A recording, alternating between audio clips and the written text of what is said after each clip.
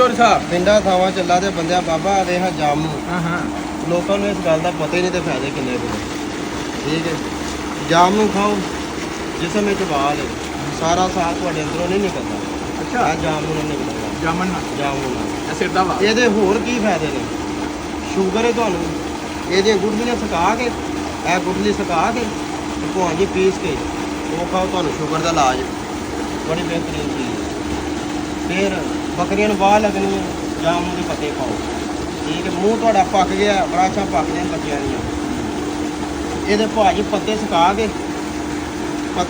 ਇਹਦੇ ਤੇ ਭੁਆਂ ਜੀ ਕੁੱਟ ਕੇ ਪੀਸ ਕੇ ਮੂੰਹ ਤੇ ਲਾਓ, ਭਾਜੀ ਰਮਾਨ ਆ ਜਾਏਗਾ। ਅੱਲਾ ਦੇ ਬੰਦੇ ਇੰਨੇ ਫਾਇਦੇ ਨੇ ਜਾਮੂ ਦੇ, ਜਾਮਨ ਦੇ ਬਹੁਤ ਬੜੇ ਫਾਇਦੇ ਨੇ।